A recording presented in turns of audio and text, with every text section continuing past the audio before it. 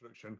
Rodborough CAN started life as Carbon Zero Rodborough, and it was born out of a talk that Simon Pickering gave in Randwick about the urgency and immediate need of climate action. It was very inspiring, and it was a lot of things being said at that time. We had Greta Thunberg saying we've only got 10 years, or the IPCC saying we've only got 10 years, and there was a huge need to raise awareness and to take action. So Carbon Zero Rodborough started up in, I think it was early 2019. Our approach was to raise awareness and raise interest and try and engage the community. So we put on a sequence of talks, which were really interesting, at the Prince Albert, at the sub rooms, and various other places, at the community hall. And that generated a lot of interest. And we were just on the point of starting to actually set up initiatives in the community. So we were working on a micro orchard at the top, opposite the Prince Albert. And we were looking at restoring an old orchard down below the community hall. So we're exploring lots of things. And then COVID hit us. Everyone who was involved suddenly became very much involved in the mutual aid network, which is absolutely right. And it never felt right at the right time to be saying, look, it's great, the skies are clear, there's no traffic on the roads, let's get into climate action. And now it does feel like it. Feels like we're kind of easing out of lockdown. And yeah, those 10 years are now 8 years, and we've still got all this great heap of work to do. And that's awareness raising, it's action, it's community engagement, it's reaching out to people, it's facing up to those challenges. You know, a lot of the things that we could do as individuals, and it's not our responsibility, it's our responsibility as individuals to take what actions we can, but it's not, the whole climate and ecological emergency is not our responsibility, it's not our fault. There are much bigger things that are responsible. And the fact is that a lot of the actions we can take involve a significant investment. So it could be solar panels on your roof or insulating your house. These aren't easy measures. So we've got to do what we can and hopefully raise the awareness, bring people with us, and take collective action. Luckily, we renamed to Rodborough Climate Action Network, Rodborough CAN, in line with a number of other groups across the district. So there's Nailsworth CAN, there's Dursley Community CAN, and we're working together. So I've just seen Hugh Oliver's avatar. That's a bit scary. We're working together to take collective action. We've got Fred Barker at Transition Stroud has done a lot of work about bringing everyone together. District Council have people appointed now, so Rachel Bain's appointed to work with the communities on this kind of action. So there's a lot of positives here, but we still need to keep talking. And one of the goals of tonight was, there's a discussion tonight, which I'll introduce shortly, but one of the goals of tonight is to really kickstart the CAN again and get, hopefully one or two of you will want to come forward as volunteers to actually lead on some of the actions that we're going to take moving forward. And ideally we'll get into a cycle of monthly meetings with periodic discussions and talks as well. So I just introduced tonight, we've got 4 great speakers. So we have Alick Miskin, Councillor, Rodborough Parish Council. He's going to be talking about the Quiet Lanes Initiative, which it's taken place over quite a period of time, but it's slowly transforming parts of Rodborough into areas where people see the roads not as just for vehicles, but for cycling, walking, even horse riding. And that's the goal of the Quiet Lanes, is to really transform the use of those roads. Then there shouldn't be barriers. We shouldn't be standing there waiting to cross the road because there's a steady stream of traffic. We should be able to use that. On that theme, we also have Angela Smith, who's doing work with, I think it's Playing Out, and that is closing down streets once a month, so that the community, the people that live on the street, can celebrate and reclaim that space, which I think is an absolutely great initiative. And frankly, I'd love to see that happen in Rodborough. I really hope it can happen. I hope we can bring that forward. We have Joe McAndrews, who's done a lot of work around mental health and is going to talk to us about how important it is that we all get outside. I'm sure many of the people on this call have been, like myself, mostly locked in at home. And I think it's time for us to get out and really embrace nature. Robin, yep. The brief you gave me, I think, was particularly about children's development and well-being. Is that still okay? Because that's Yes, I yes. mean, it still applies to us all. Yeah. Yeah, well, it's even more important for children to be able to get out there and experience nature. And that leads into Kirsty's talk, which is about the nature that's all around us that we can routinely miss, this wonderful world we live in. Without further ado, I think I'll start the talks. So if I can introduce Alick. Alick, I'm going to spotlight you, so I'm sorry, you're going to get your full face on the big screen. But Fine.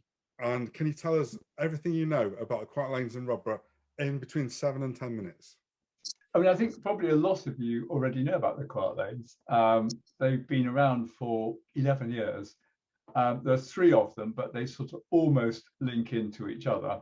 And at the moment, we're trying to get them slightly better joined up. One goes from lower down Brimscombe Hill, down Water Lane, and then up Swells Hill, and then all the way along Bagpath, Montserrat, Butterrow, crosses Butterrow Hill, and goes to the Albert.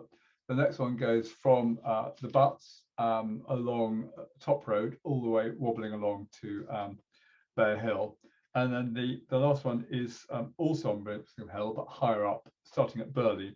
And it goes along, wobbling along, and it goes eventually to Winston's. The purpose of the quiet lanes was originally to try and encourage people to cycle, walk, mess around, get their children to play football, just to really discourage motorists from tearing along at vast speed. And in fact, our quiet lanes are the only ones in the whole country which also have a 20-mile limit, because originally they're designed to be sort of self-enforcing, wonderful sort of policey type word, but they're not self-enforcing. You have to make sure there are enough people playing out on them to discourage drivers from shooting along. And in fact, some of the worst offenders are local people who are going along a long way down a quiet lane to their home, and they really want to get home. So sometimes they will just tear along and be quite surprised to meet a horse or a cyclist or 3 or 4 children on balance bikes. So it is something you have to really persuade the locals to obey.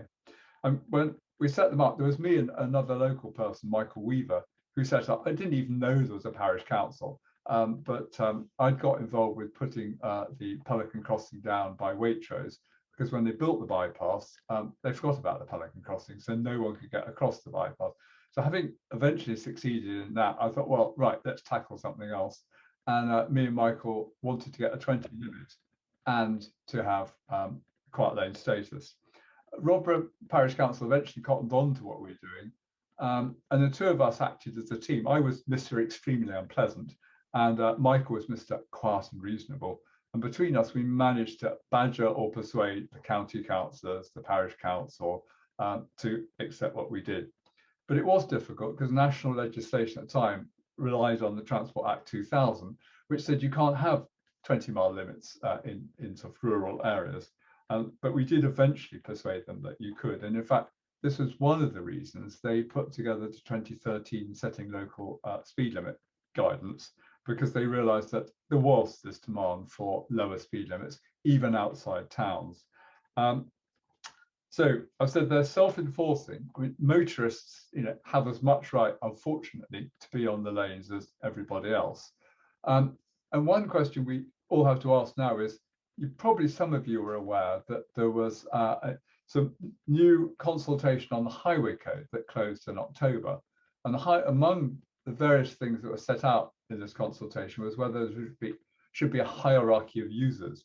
So in other words, that pedestrians, because they're more vulnerable than cyclists, should have rights over cyclists. Cyclists, because they're more vulnerable than motorists, should have rights over motorists. And even sort of poor little car drivers should have rights over HGVs, because they can get squashed. Now that closed in October, and the government, bless them, has yet to change that. But the highway code, as you probably know, is all about should do this, should do that. And very few of them have got must do's. And sadly, the hierarchy of users is a should do rather than a must do. So it's not legally obliging it, but it does give vulnerable road users, and by that they mean horse riders, cyclists, pedestrians, it does give them more rights than in fact they enjoy on the quiet lanes. So that's the future. if we want to have them really working well, we have to get people out on them, to mess around on them, and to be all over the road when drivers are trying to get through, and to make drivers understand that they are second, third, or fourth class citizens. I mean, I'm a driver, you know, I've got a car, and when I go along quiet lanes, I do go on jolly slowly because it would be extremely embarrassing. But I guess I mostly cycle and I walk, and I'm quite happy to have my dog off the lead because just like a small child on a balance bike, you know, there's an element of risk, but motorists, you know, they see a dog and sometimes they're slightly kinder about not running a dog over than they are about not running a cyclist over, as I've discovered. But it does need constant vigilance, as they say in the Harry Potter film, because whenever we get a new resident move in, sometimes we have to tell them what a quiet lane is and that it's not kind or sociable to drive down to their house at a steady 45 miles an hour, wherever they can manage it, because other people have expected now to be able to walk and cycle in relative peace. It is a good scheme. It's wonderful. We're trying to get more 20-mile limits along all around Rodborough, which I've been having endless meetings with the County Council on.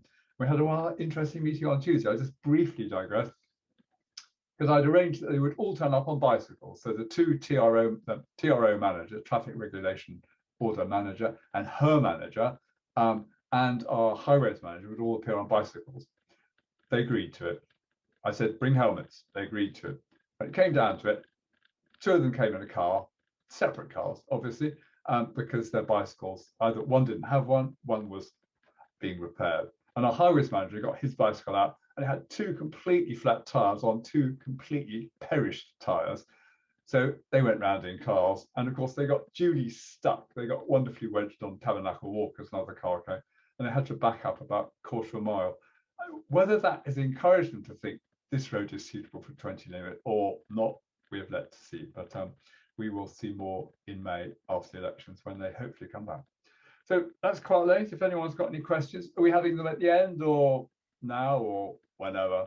I think if anyone has any urgent questions, Alick, I'd invite them to ask them now before we move on to the next talk. I'd like to ask you actually, is there a case for a campaign to get drivers to drive more slowly?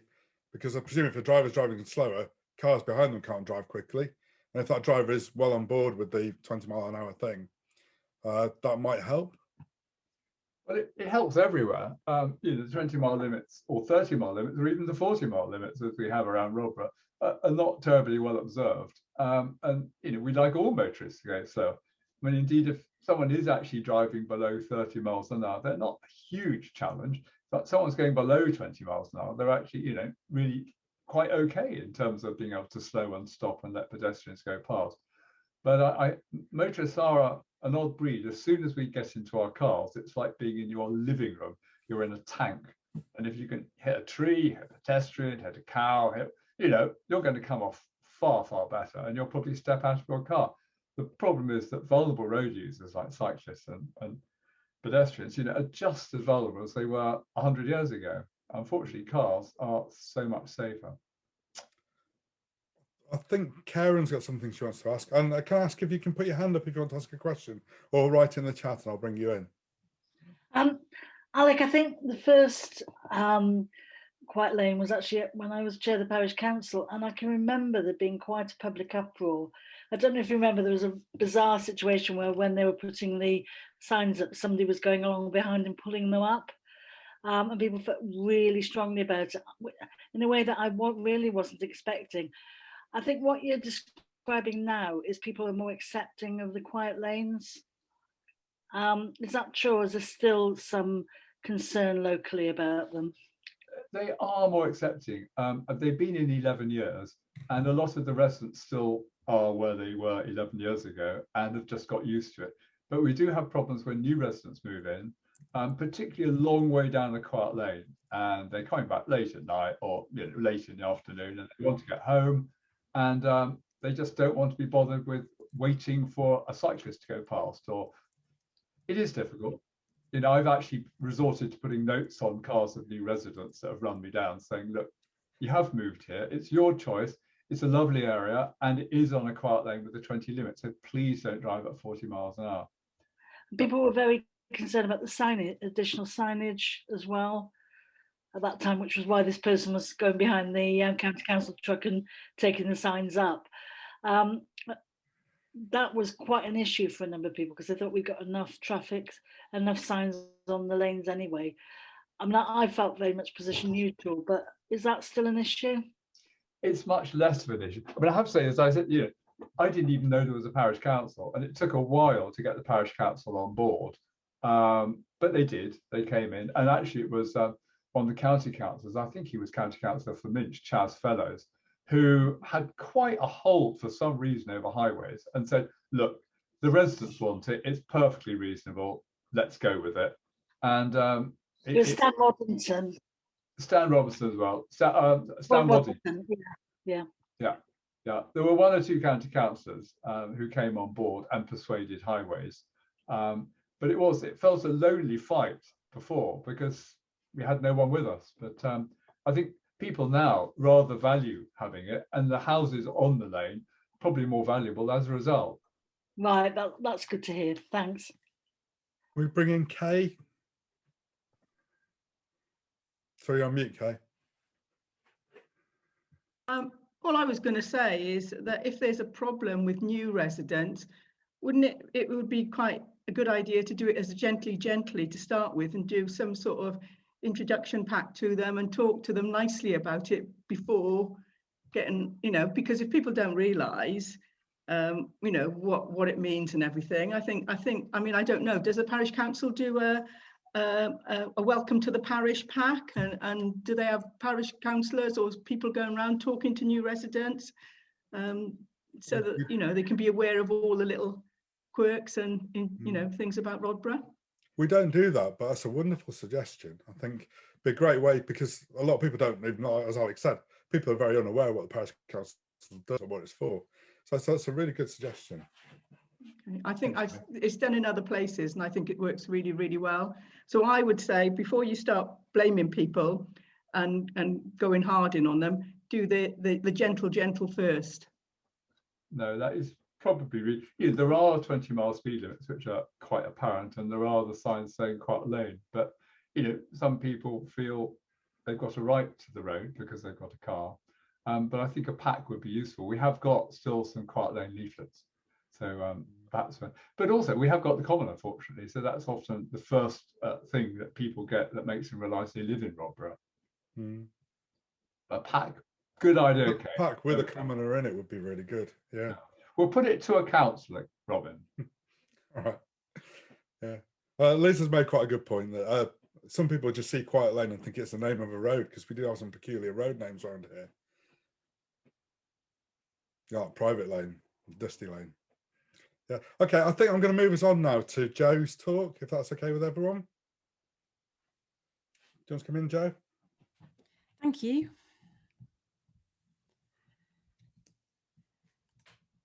Great. I'm very excited about my talk. I'm talking for a few minutes about the importance of outdoor play for children's development and learning, but also, actually, as you said, Robin, for all of our mental health and well-being and physical health, obviously.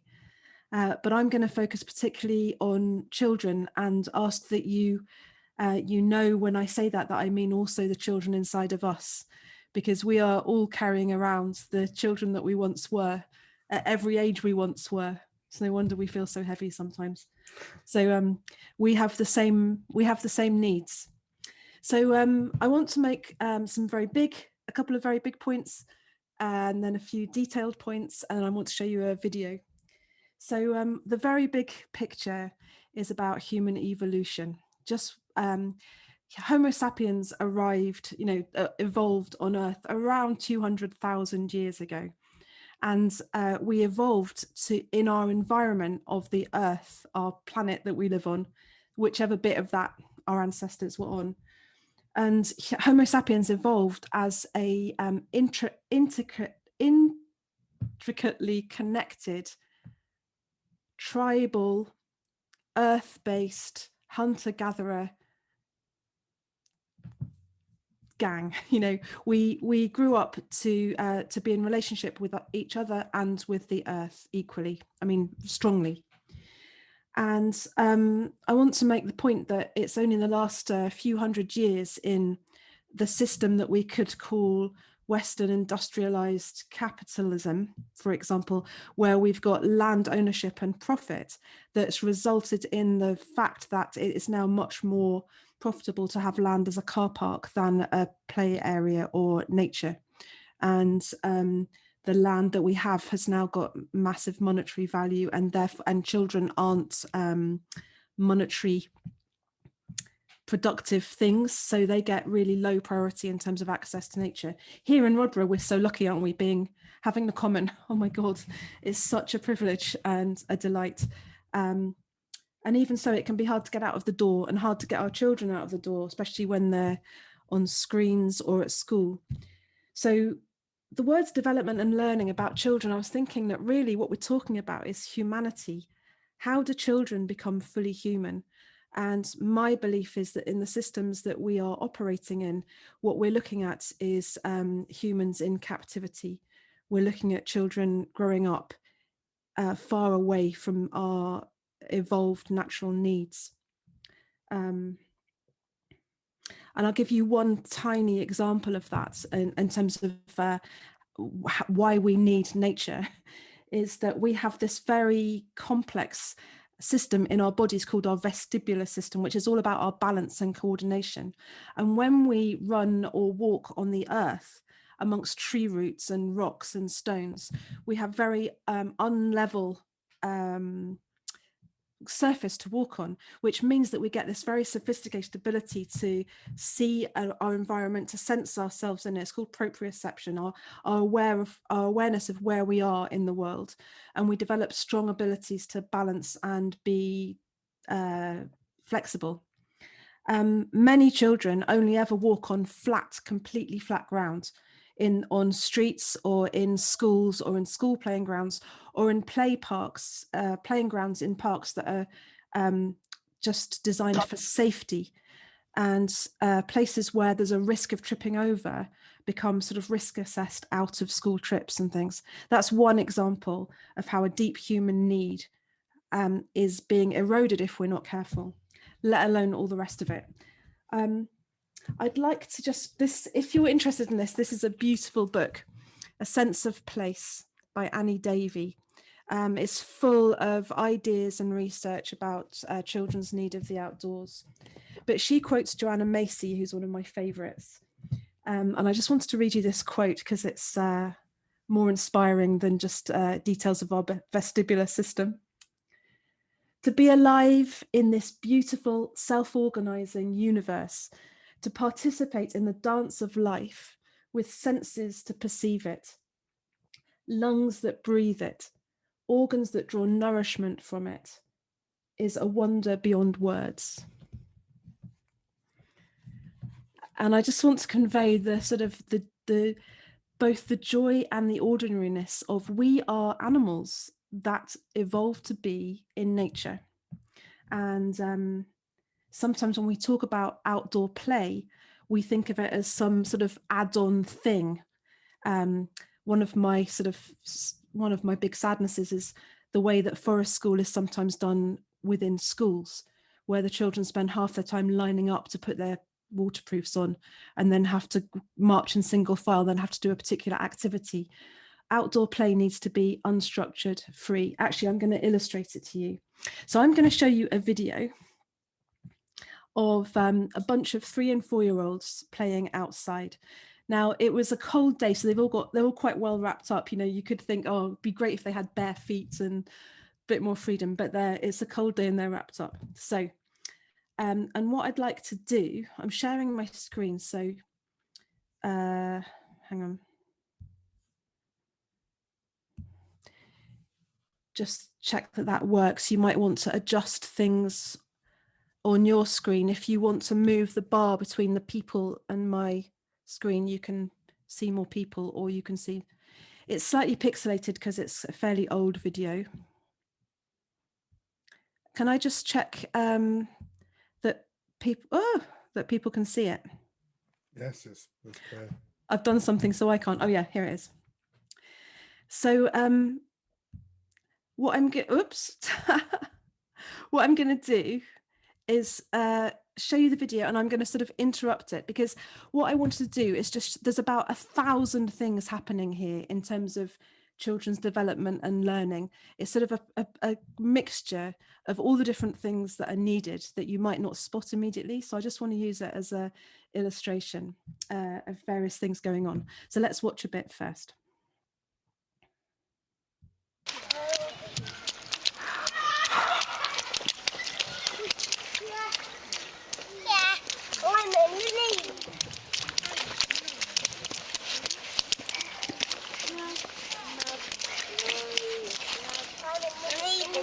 Don't get dizzy, Harvey.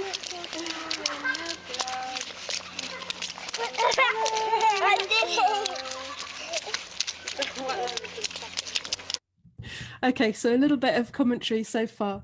So the picture here is we've got children, 3 children experimenting with trampling in mud, and you can hear their parents off screen, and you can hear one of their mothers is singing "Mud, mud, glorious mud."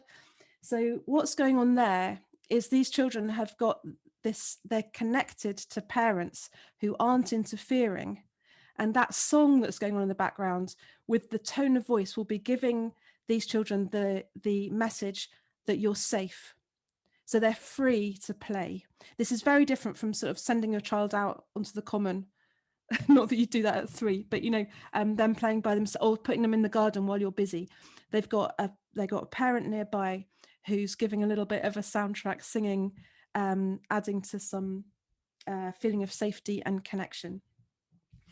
Also, if you watch, these children are looking at each other and sort of copying each other in what they're doing.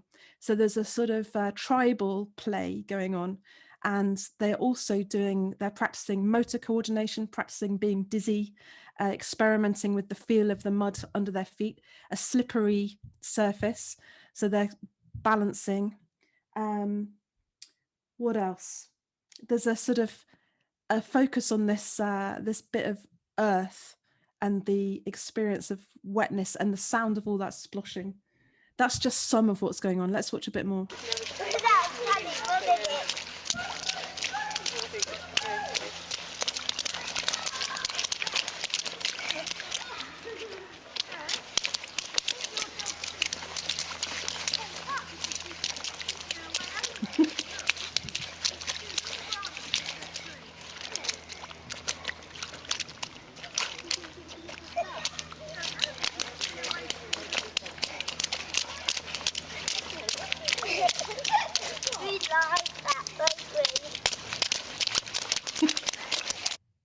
Okay, so here we've got sort of social skills, turn taking. There's slightly different ages. The older one is sort of being a bit more adventurous. There's rhythm, that they're copying each other's rhythm of stamping, speeding up, slowing down. The little one in the red is watching the bigger ones going, "Oh, what are you doing? I'm going to copy you." So there's all sorts of mirroring going on. Okay.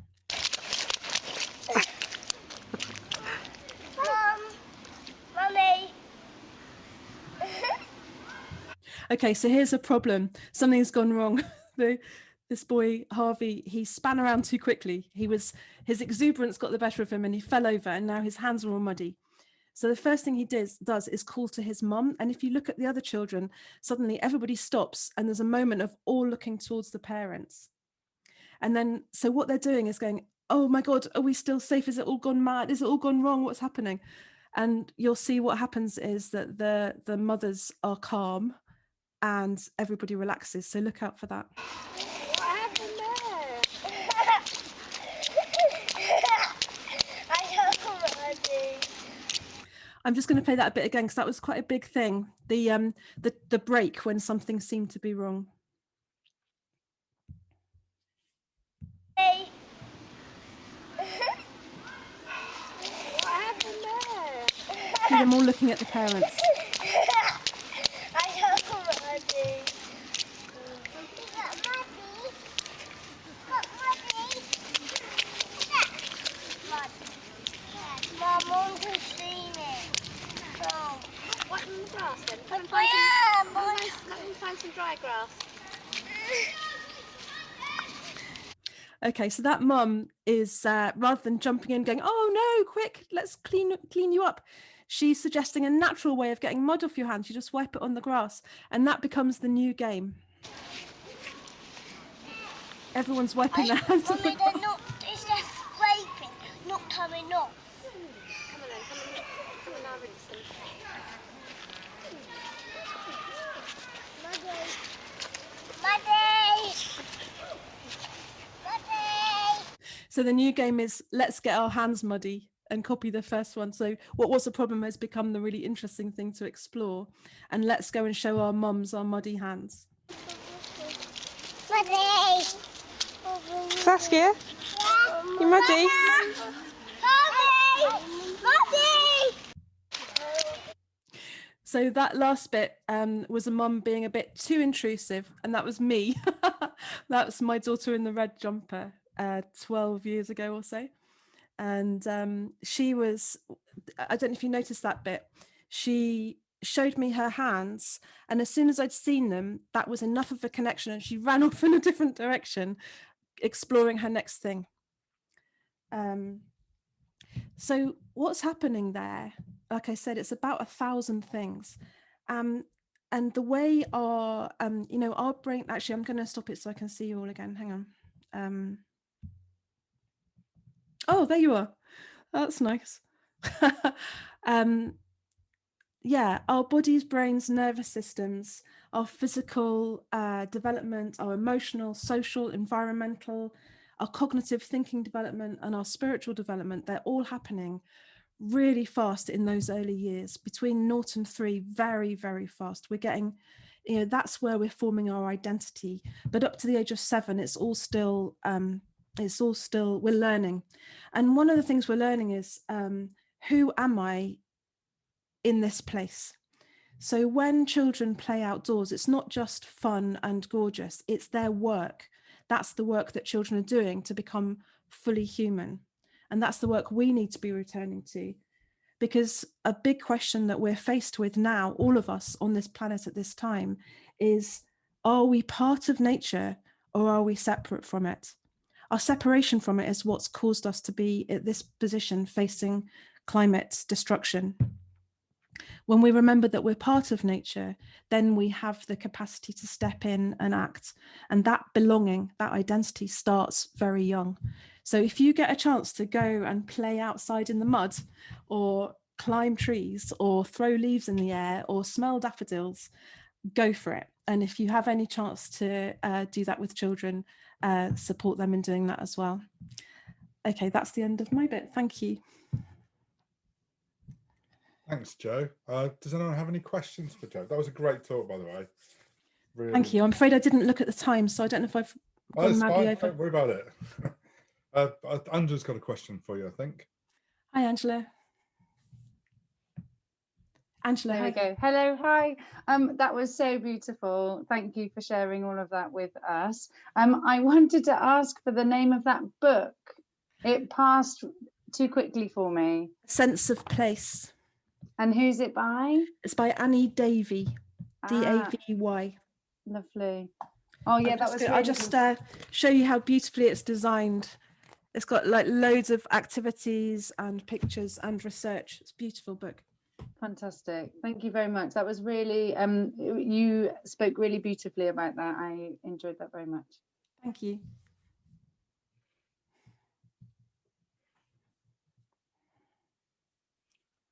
Is anyone else? Are there any other questions for Jo?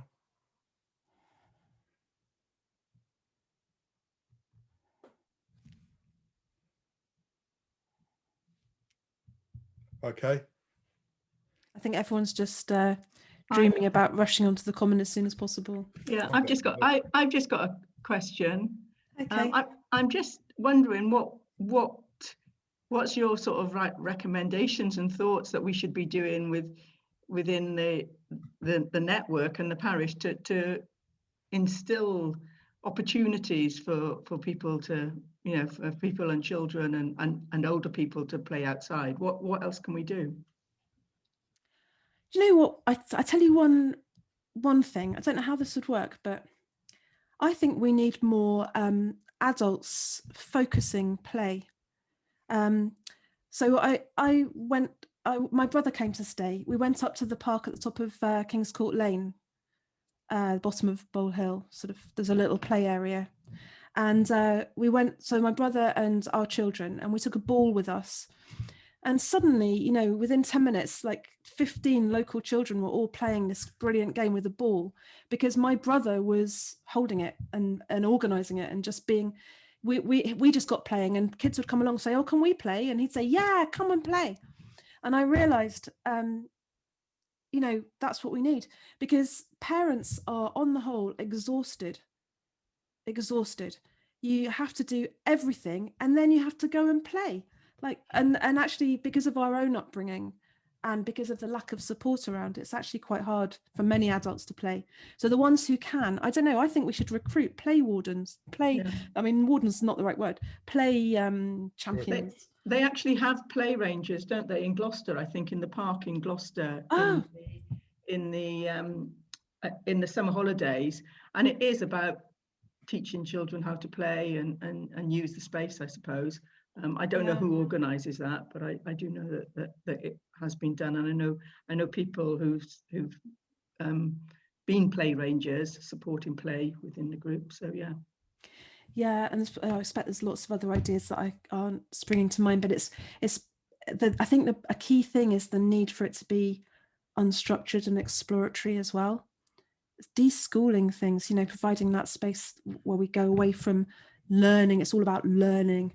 No, it's about just being and exploring. So I'm sure between us we'll think of some other ideas, and I think Angela's got ideas as well from the play out thing. So another thing might be to actually have, when we get back to having meetings, maybe having, you know, you doing a talk like that for all parents and encouraging all parents to come along, sort of because that was really interesting, especially for Alick and I, who are going to be new grandparents. It'll be extremely interesting to watch our grandchild playing. Yeah, we could meet on the playing field outside the community hall. Do it there. Have a practical play shop. Thank you, Kate. That was great. I think what's interesting about both of the last two talks, and by the way, thanks, Alick. That was a great talk. I meant to say thank you for that. You both talk about this disconnect from nature, where people are getting into the cars and they're suddenly disconnected from the world around them, and other road users are irrelevant because you're in your box. I don't know if you've ever noticed. I play a game sometimes. I walk down the Bath Road, and I look at the cars, and everyone in the car are all frowning, all deadly serious, because they know they're not being watched. They're isolated from the whole world. I think it's the same thing. I think we just need to encourage people to get out amongst nature more, and I think we'll regrow that connection, just like we've seen the community regrowing and reconnecting. Maybe we need to regrow and reconnect with the world, with the land around us as well. And I think on that note, I'm going to bring in Angela to talk about playing out. Yeah, it could not be a better transition from one talk to the next. I'm trying to work out to do it before or after. I have a different view about play ranges and employing people to support people in that. However, I'll hopefully it will resolve itself during my very brief presentation. Okay, I'm not a technical whiz, so I hope you can see. Oh, hold on, I might need to do that again. I need to share it with the sound. Hopefully it's worked. All right, so if I just introduce myself, I moved to Stroud at the end of the summer last year. I grew up in Stroud, left at 18, moved away, spent 10 years in Bristol, and there I had children. And Playing Out is a scheme that started in Bristol maybe 10 years or so ago, and I found out about it through word of mouth, and I thought, this is for me. I set up the scheme with the support of my neighbours, as it's impossible to do alone, and we set up the scheme on our street and ran regular Playing Out sessions for maybe about 4 years, maybe 3 or 4 years. Then I was lucky enough to actually work with Playing Out to support my neighbours, other streets in Bristol to do the same, and to navigate the process with making an application with the council, and also to navigate negotiating with neighbours that felt it wasn't a good idea. So that's me. That's how I've got involved with Playing Out. Now I've moved to Stroud. It is just the absolute perfect place to have a scheme like this. It's already so community driven, so child centered. So I feel really passionate that this should be an absolute no-brainer. So I'm going to explain how the scheme works to you, and then hopefully you can help me work out how to make it happen in Stroud. That's plan A. So hold on. There we go. So I've explained a little bit about it, but Playing Out, a scheme started in Bristol. It is regular, accessible road closures for play and communities. I say accessible because even though the road is closed for pedestrians and cyclists, if you live on the street and you need to park your car, you are absolutely entitled to do so. It's just a managed entrance and exit during the session. A session might be an hour a week, it might be 2 hours a month, whatever you and your neighbours might decide. It's for children to play, it's for communities to be together, it's for people that don't have any children but want to sit outside their front door and see the world go by in a different way. It really, really is for everyone. It's resident led. It has to be driven by the people that live on that street. It does not work if it's handed to you on a plate, because it has to be owned by the people that live there. Very often play streets fall when the person that organised it moves, and that is natural. That's what happens, but then you hope it will rebuild in a different direction over time. As Joe was explaining, this is free play. This is not led play. Maybe some adults might model some behaviours that they'd like to see, but this is the chance for children to do the very important work they need to do, which is just muck about, play with some string, try each other's bikes out, have a go, have a crash, fall off their bike, get picked up and scooped up by somebody else, explore where they live and become connected to their home turf.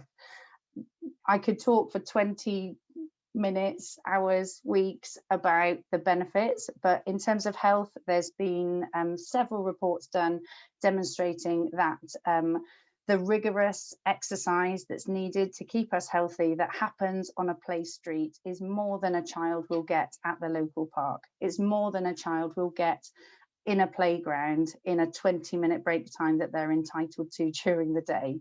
They may be running up and down the street constantly for 2 hours. They'll be exhausted, they'll be healthy, they'll be beaming.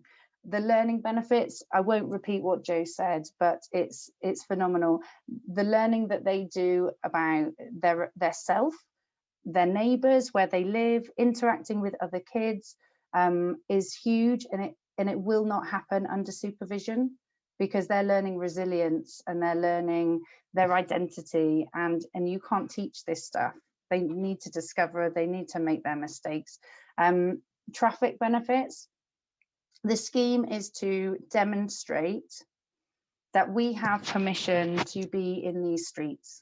They haven't been designed solely for cars. They've been designed for communities, but they have become a channel for people to whiz from A to B.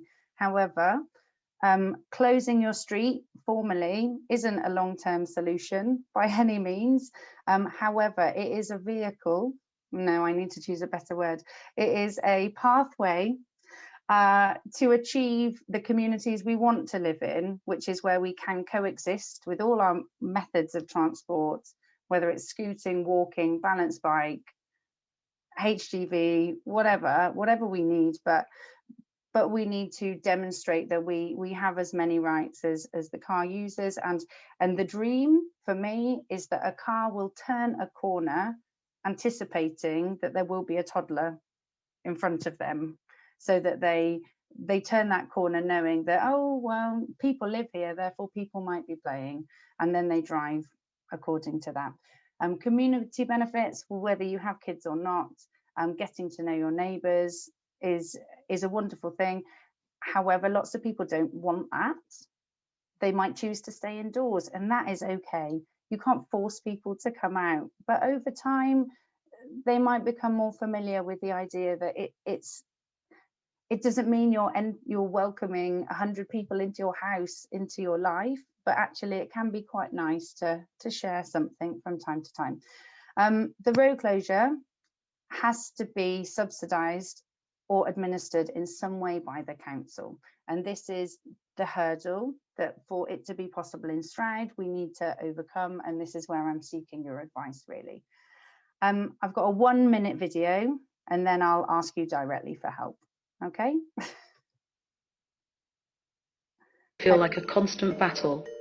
But in 500 residential streets across Britain, children can be found playing outside in scenes that will remind many adults of their own childhoods. And there's not an electronic device in sight, just scooters, bikes, balls and hula hoops.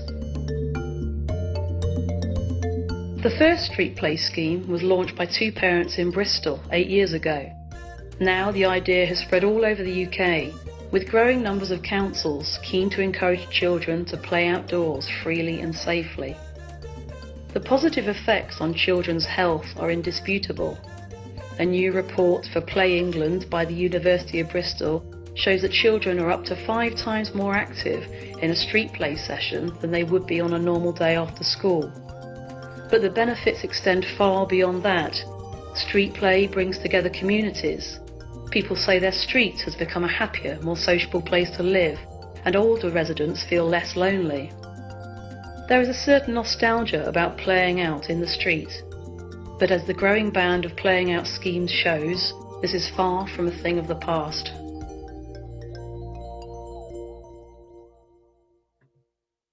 Okay, so, where we are at the moment, I'm not aware of anything actively having happened in Stroud. However, I've spoken to a parent, a teacher, a resident of Gloucester who has worked really, really hard to arrange a trial in 1 Cheltenham Street and 1 Gloucester Street that happened in 2019.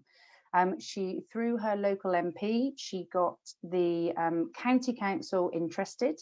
She had an amazing meeting with 9 representatives from communities, neighbourhoods, transport, and they all agreed this is fabulous. We want to see this happening in Gloucestershire. The highways, I don't know the term, the transport people, agreed that they would create a form to allow residents to apply for a street closure. However, with the cost of £125 per application. That's where it stands at the moment. COVID arrived, everyone's priorities shifted, nothing has happened since these trials on these streets. So what is next for Gloucestershire is to start local, is to start in Stroud. We need to have some trial streets happening in Stroud, 1, 2, 10, whatever the Stroud Council will permit us to do as a trial. But they've allowed, Gloucestershire County Council and Highways have allowed it to happen as a trial in Gloucester and Cheltenham. So I feel very strongly we should be allowed our trial as well. And then we make a big fuss about it. We get some good PR. We invite the councillors, we invite the police, we invite anyone or everyone who could help make this a regular reality for the thousands of people in Stroud it could benefit and across Gloucestershire. And look, we demonstrate it's an absolute no-brainer. The crucial thing is there needs to be some ownership within the council, because to process these applications has to become someone's job. It can't be done without that. It isn't an entire job, and Playing Out have got case studies and interviews with members of staff from councils explaining this. It hasn't taken loads of my time. This is maybe half an hour a week, if that. It's not a huge job. It's not anything to be scared of, but it does need to become someone's area of responsibility. How can you help? I moved here this summer. I don't know anyone that works at the council. I don't know any MPs. I've met Robin now, which is amazing, but this is a community effort to make this happen. So if you could suggest anyone that we could talk to try and make this happen, then I would be desperate to hear. But also, would you be interested in your street being a trial? Do you think you want to make where you live better? Are there kids that would love to roam around and have some freedom or learn to ride their bike? For me, it's a no-brainer. I don't need to convince you, I'm sure, but I'm open to your ideas, your suggestions, and hopefully together we can lead into these quieter streets, get more 20-mile-an-hour zones, get people engaging with nature in a free way. But this, I think, is a really lovely sort of middle ground to help reintroduce this idea back to people that we so naturally and desperately need. The end. Thank you. Could you stop sharing, Angela? Oh yeah, that would help, wouldn't it? Shall I do that? I have to find the button. There we go. I have to say that was great. That was a really good talk, Angela. And I'm going to open up to questions. I guess the first question to the whole group is, what streets do you think might be good candidates for this? Because I'm sure there must be half a dozen streets in Rodborough that spring to mind.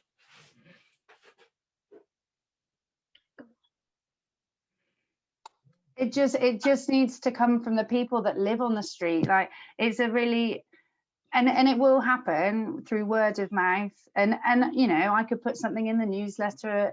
I'm sure people would come forward, but it's a lovely idea to think, oh, I bet Rodborough Avenue, that would work a treat. They love doing stuff. But if they don't own the idea, it won't last, it won't work. So if anyone here lives on a street that's interested, let me know. But otherwise, I imagine it's about me telling more people and trying to get people on board directly. I think Karen would like to ask you something.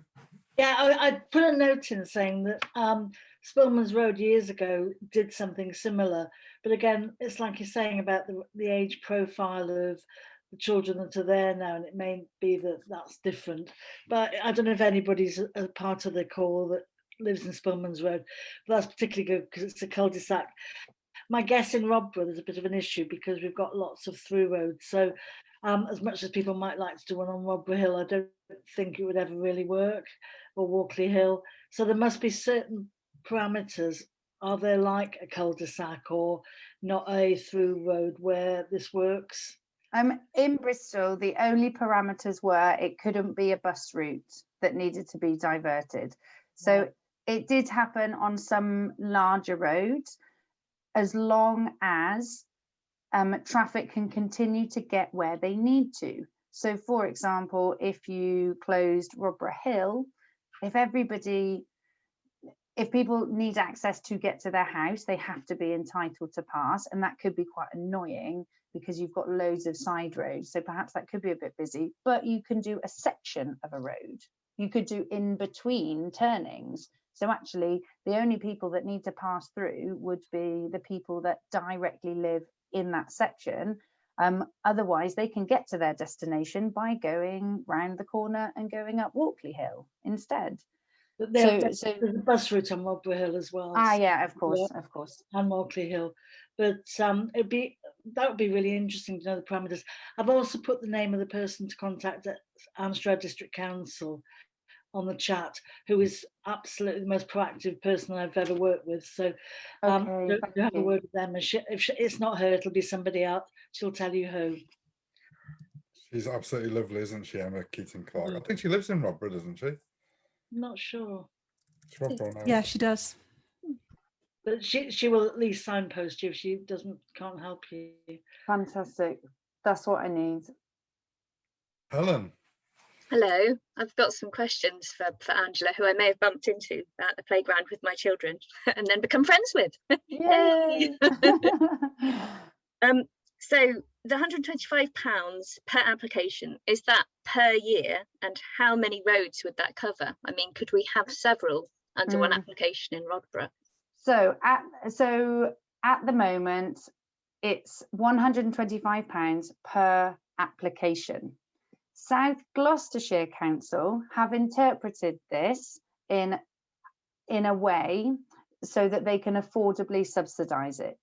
So South Gloss put in 4 applications a year, which they pay for, and they invite residents to make their expression of interest for when they want to close, whether it's every Sunday afternoon 3 till 4, and then they will put as many applications of streets into their one quarterly application. So for example, they are paying £125 to close 10 streets because they are the ones that have expressed an interest. It may, in one quarter, maybe only one street wants to apply, in which case it would be £125 for one street.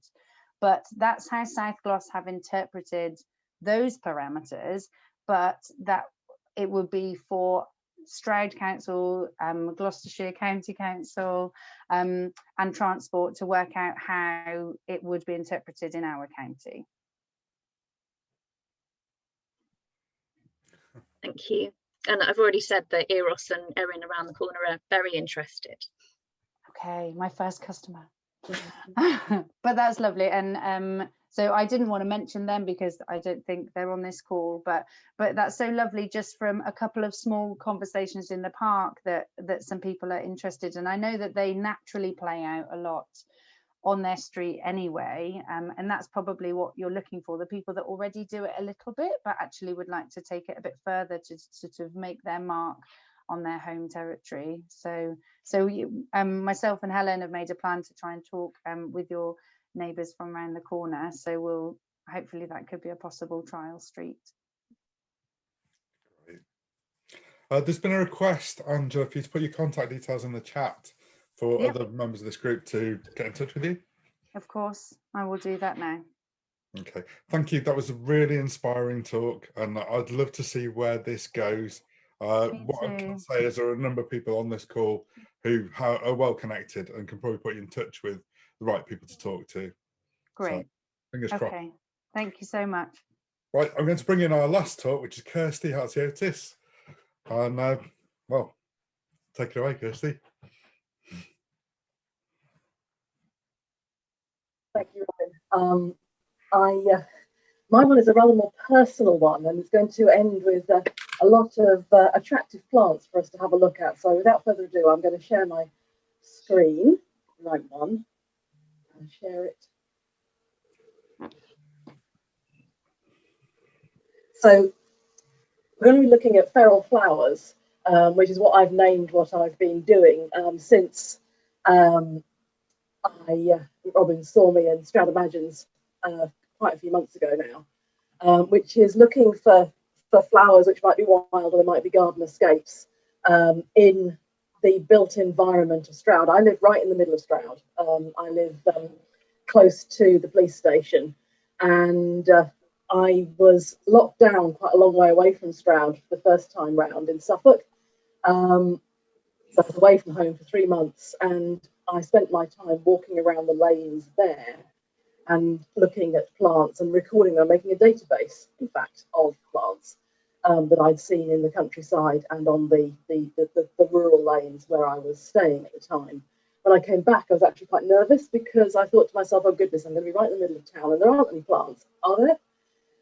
But the title slide that you see here of my my PowerPoint is, it's between where I live and Parliament Street.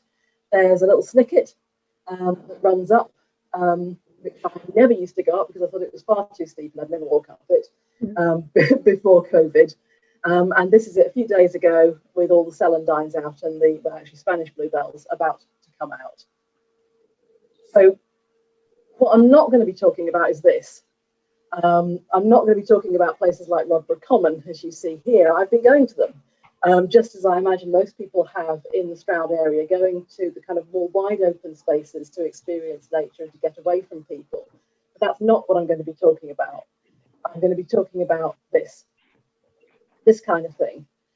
Finding plants that have kind of leapt out of the wild environment or people's gardens and are populating just anywhere that they can possibly get. And I've actually found it a really good, for myself, a really good practice to walk the streets and discover what's out there. And I've been following what started off as a plan to look at what was flowering.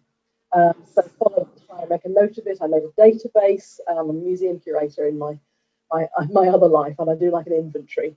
So making a database seemed like a good idea. I'm not actually doing that anymore. I'm just photographing things. And so this is Thompson Road in Uplands. It's you can see here we've got some green alkanet in bloom. This is about a week or two ago, and the very first of the herb Robert coming up there, as well as various other things that you can't see in the photograph, and some spilling over from someone's garden, some forsythia.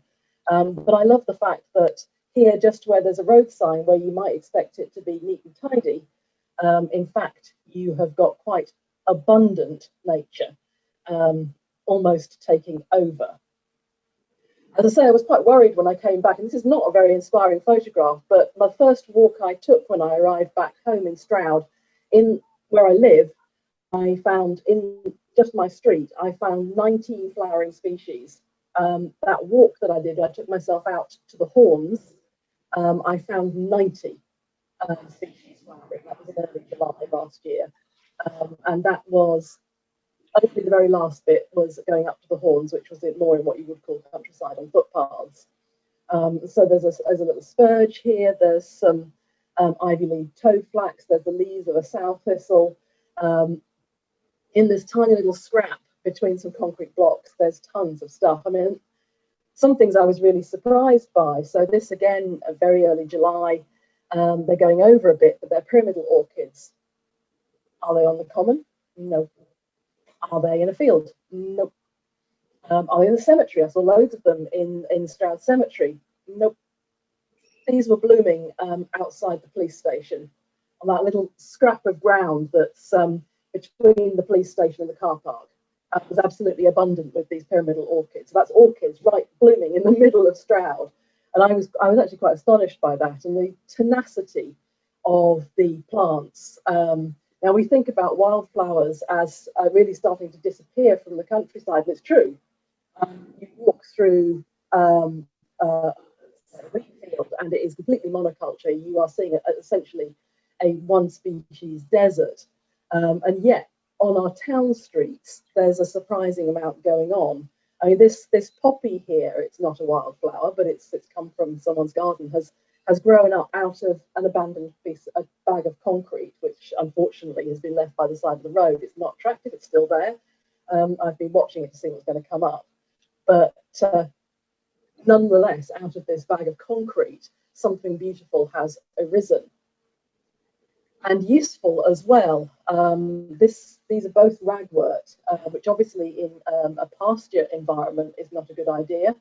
The cow killer, the horse killer, it's a poisonous plant to some of our livestock. However, away from those areas, you can see that it's sustaining these butterflies, and also that it sustains the caterpillars of the cinnabar moth. And this was photographed just by Uplands Church, the cinnabar moths, where a friend of mine, I caught her about to chop down the ragwort, but we spotted the moth caterpillars in time, and that particular plant was saved for a moment at least. I did wonder to myself what would happen in the winter, but this really awful photograph, I'm sorry, it was taken, I think, on the 3rd of December. So that perhaps was very heartening for me to see a poppy blooming in November, but it was also somewhat concerning, as you can imagine, and actually doing this kind of run of flowering plants throughout the year. And I know that there is more warmth and shelter in the town than there is in the countryside. So you will see things like this in the town that you will not see in the countryside into the winter, which is actually quite fun, but it is a bit concerning as well, apropos obviously what's happening with our climate. But in the winter time, of course, there was more. This is from the same snicket that runs between Bellevue and Parliament Street, and shows that two different types of fungus, they're actually on the same tree, taken at the same time. I didn't check to see what the fungus was. I am completely ignorant about the fungus, but it was fascinating to watch them. Both of these have completely disappeared now. They rose up in the winter, they got bigger, they blossomed, as it were, and then they've died away, and they'll come back next year, I imagine. And then you see there's moss and a little bracket fungus, very pretty. This is in Stratford Park, actually, so a slight cheat. And then come the springtime, I and loads of people that I knew got extremely excited about the very small things that were, of course, occupying our minds away from our work, if we were lucky enough to be working, without socialising, without a lot going on in our lives. Nature, of course, became extremely important, and a lot of us became very, very excited about hazel female flowers. I'll just actually turn the laser pointer on, if I can manage to do that, which are these little flowers here. So we all know the hazel catkins, or at least tree catkins, but did you realise that these minute little flowers were there? I didn't. I'd never seen them in my life before. I only just discovered that blooming right at the moment are the birch trees, with their male catkins here and their little female flowers. And I found this incredibly exciting, probably more exciting than I should have done, but there was this hidden nature in amongst the trees. And again, these are both taken in parks near where I live. So the hazel is in Park Gardens, and then I don't actually know what this is called, but it's the playing field that's beneath the Cotswold Playhouse. So very local to me, but full of nature. And then there are other plants that kind of crept in from the countryside. This is Dog's Mercury. If you step outside of anywhere around Stroud, it's just there in the woodland, but it has crept into the town a little bit. These are another view of the celandines in the Snicket by Parliament Street. An absolute carpet of them. And then I've had to look really closely. I mean, people may have seen me. This is taken going up Rodborough Hill, with me kneeling on the ground with my bum in the air, trying to see whether these are the same species or whether they're different, of two extremely small variants of cress. The one on the left here is, I think, Thale cress, and the one on the right is bitter cress. They've got the same kind of little tiny flowers, but they have slightly different leaves and slightly different seeds. And to me, it's fascinating to see the differences, and they're growing up together. They're in the same habitat. And it's really kind of engaging, and it stops you in your tracks from just going about your business. It's like you've got something else to focus on that really slows you down and puts you in a very different kind of space. There are strange things. So about a month ago, I photographed this annual wall rocket in the top left there, which actually is supposed to bloom in June. So what's going on? I actually share my photos with my mum, who lives in Suffolk, and we talk about them.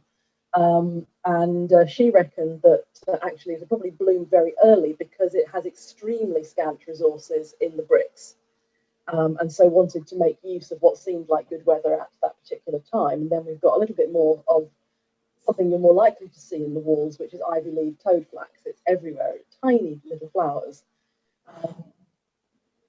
Sometimes you get the same plant, but different varieties. So we've got the big speedwell, and the very small mauve speedwell. The big one you're more likely to see in the fields, less likely to see in our verges, but this tiny ivy-leaved speedwell is available to us all on our town streets, in the cracks and crevices. It's not just flowers. The ladybirds are just coming out now. Obviously, there's butterflies coming out as well. And the slow worm in the middle, there's a set of kind of scrubby meadows between Slad Road and Summer Street, where I nearly trod on that slow worm. But I have actually seen them on my own path right in the middle of Stroud. So there's all sorts of things there, and it's just been a real privilege to capture them. And obviously I've been doing that on my mobile phone. My mum before me and my grandma would take notes just in a notebook. I have seen this, I have seen this on this particular day in this particular place. But it's a question, I guess, of keeping your eyes open sometimes for strangeness. Those are young horsetails growing up just on the edge of someone's garden.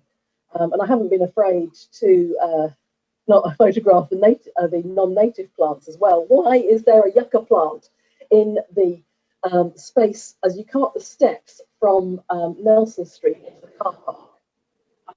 There's 3 of them in there. I don't know whether they were planted or whether they've escaped. It's the tiniest little bit of land that you would just ignore as you go to your car or cross the car park, as I do, to get from A to B. I've never noticed them before, but what drama.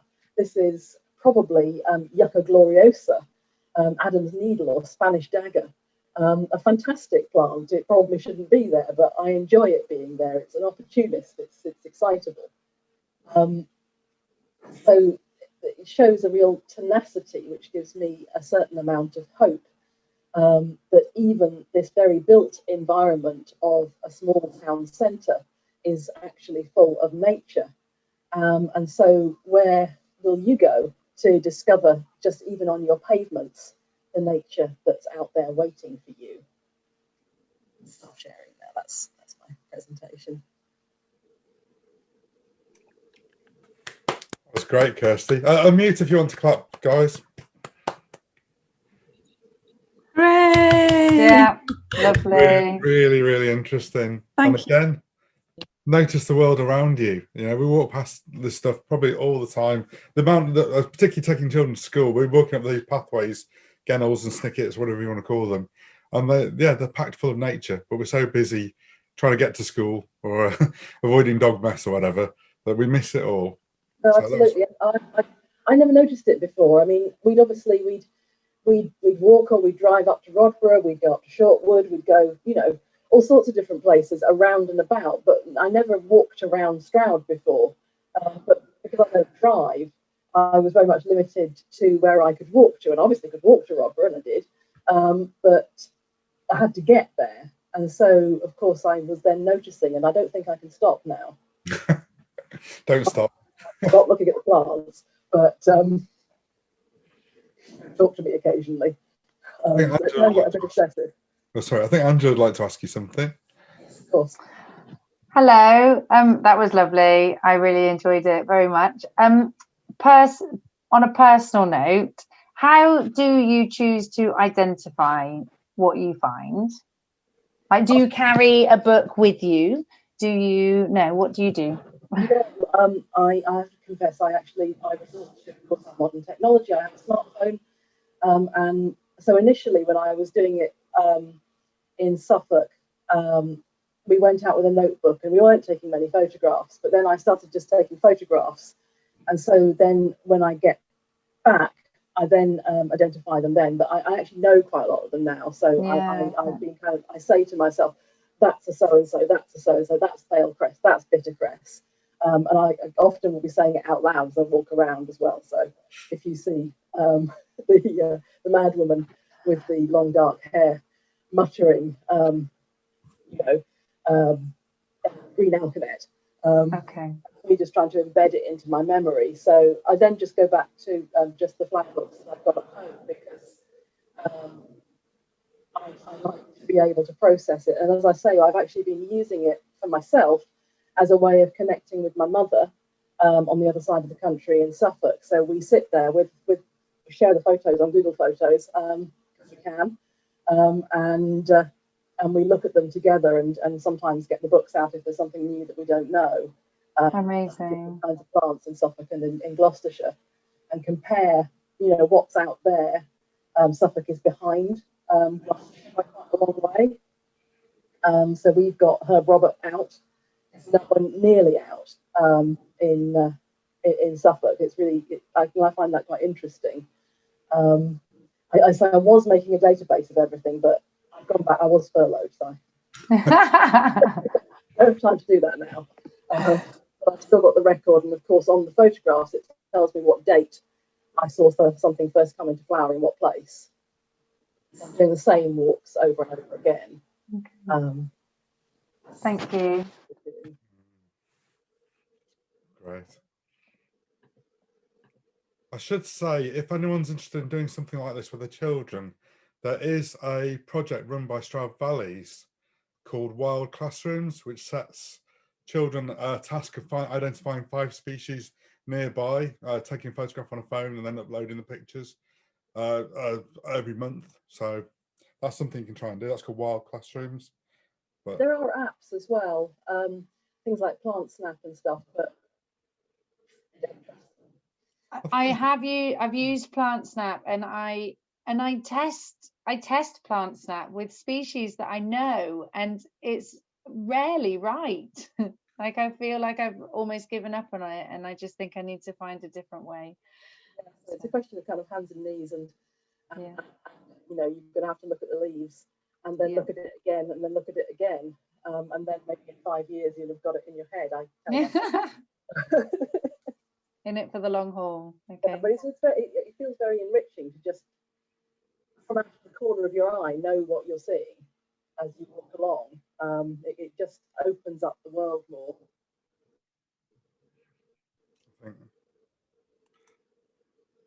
I'm going to change the view to everyone.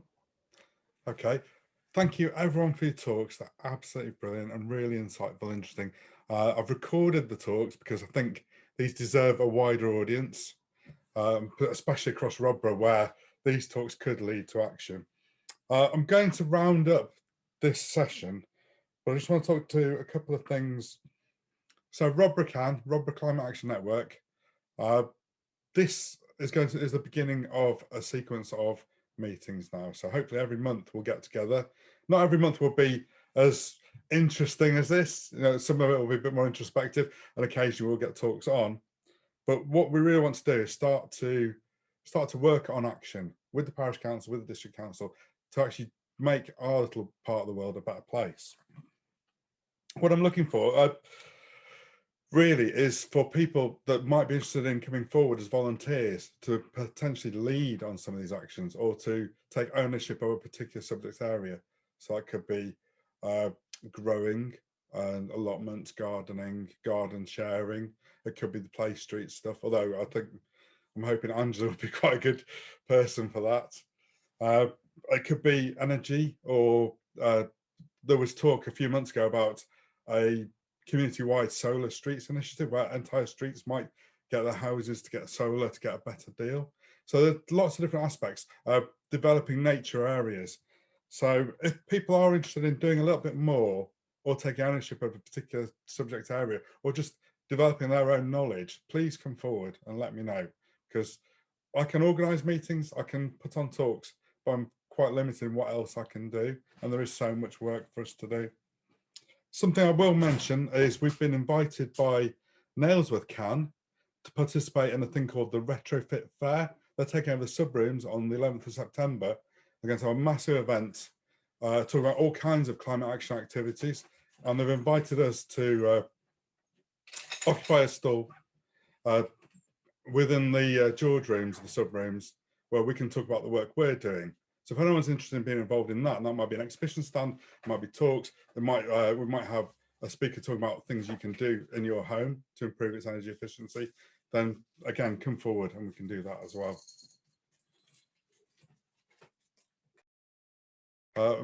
Finally, I guess if you all want to unmute, if there's anything anyone would like to say or chip in, or otherwise, let's just thank our speakers. Thank you. Yeah, thank you. Thank you very much. Yeah, thank you. It's great. Very lovely.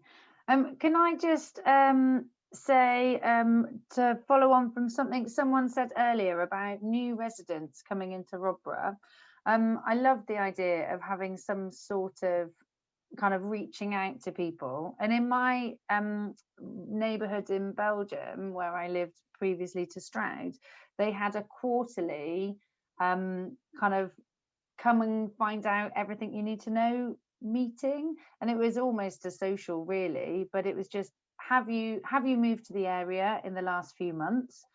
Come and find out when the bins are and how to use the tip and what sort of things are going on. And it just felt really, really beneficial, and really, you know, it was just like a big thumbs up from the local area. And often people slip under the radar when they're new and they say, oh, I don't feel part of the area, I don't feel like I've settled in yet. But but it does take time. And if you're not naturally extroverted, or you don't have reasons to be out and bumping into people, it is hard to make those few contacts. And also, I think if other new people met other new people that moved in the same year as them, you're sort of bonded by your journey that started at the same time. And I think that could be really super, whether digitally or face to face.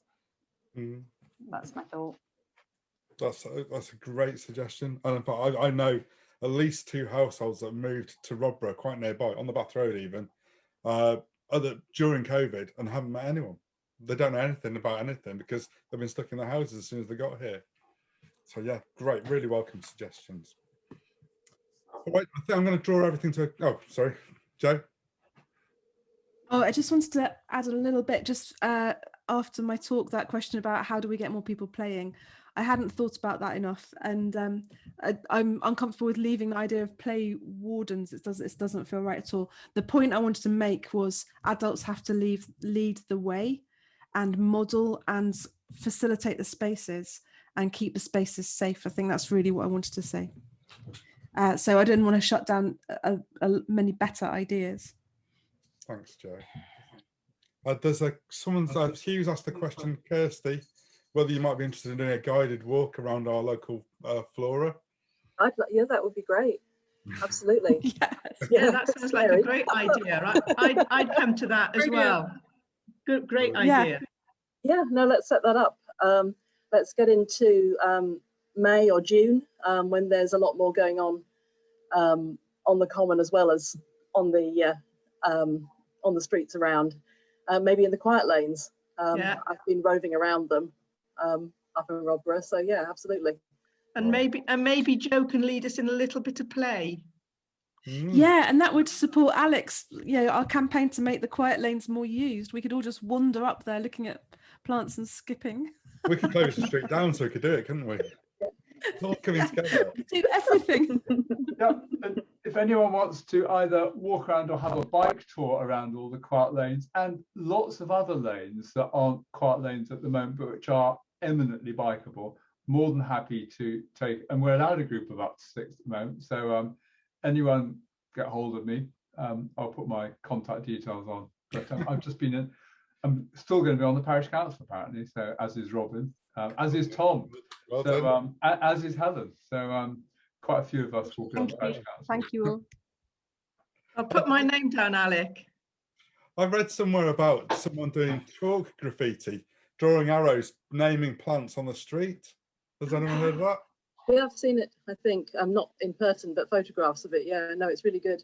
I bet it was you, Kirsty, wasn't it? Quite fun. And can obviously be washed away.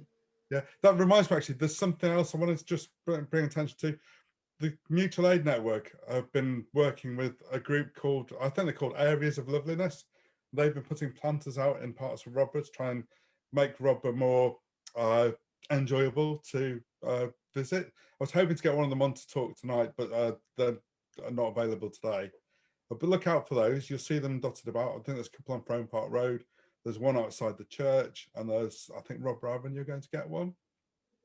And finally, just if I can bring Karen in for a moment to talk about the Swift Watch project. We talked about this at a previous meeting, but I don't think many of the people here were at that one. Do you want to give us a bit of an update, Karen? Oh, on the Swifts project. First of all, thanks to everybody who got involved in that. It started off as a small, quite personal project, and it, for some reason, has brilliantly has managed to touch a lot of interest. And so we've now got 14 Swift boxes up, in addition to ones that people have already got up. And we've the wonderful Henry, who went around climbing on ladders and balancing in a way I couldn't possibly even look. Took some expenses, but we've got enough to fund another one, which he's prepared to put up. And I need to do a bit of tummy tickling somewhere to get one somewhere where I think we could benefit. There's a couple of issues that's come out from it, which I think are quite interesting. One is the oral history about the wildlife in Rodborough, and the number of older people who've said, oh, I can remember the swifts flying over, we have them everywhere, but also about other wildlife. And I think there's a bit of interesting bit of work in engaging older people on that oral history. And I think that might be something that would be useful to do, to actually get the picture of what we've lost and what we want to bring back. Is one thing. Another thing is we've still got the wonderful Swift print that Andrew Thursby has offered, and Robin and I we must do it. Going to auction that, and we can use that towards the Swifts project. So we'll let you know when that's going to happen. It's a lovely limited print, and it's very generous that he's given us that. And the third thing was, there's two more things actually. Swift Watch, which Robin might want to say something about, that's going live. The Swifts should start coming towards the middle of this month. And we're thinking about offering a small prize to the first 2 pictures of Swifts that are in Rodborough when they're put onto the site. It would be nice to get children involved. We haven't really engaged children in that activity, so we'd be pleased to have ideas on that.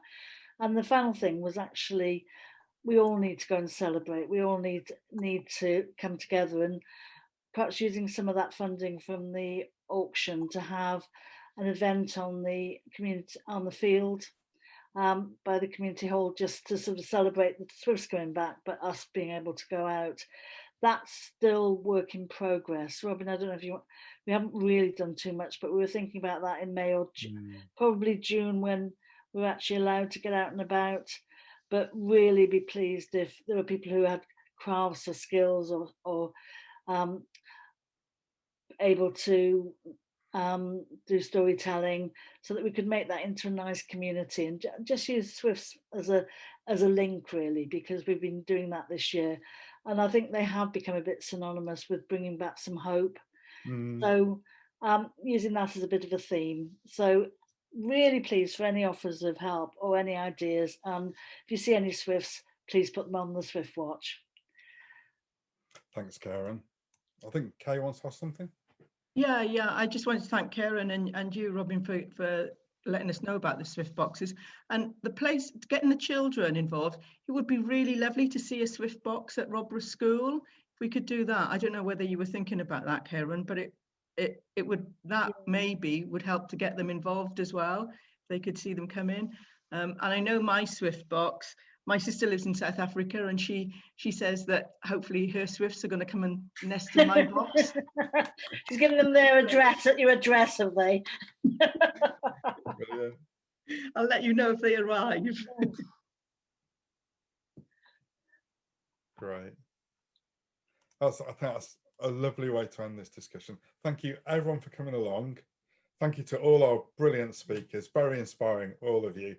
I'm really grateful that you could come tonight, and yeah, it's just been really enjoyable. Thank you.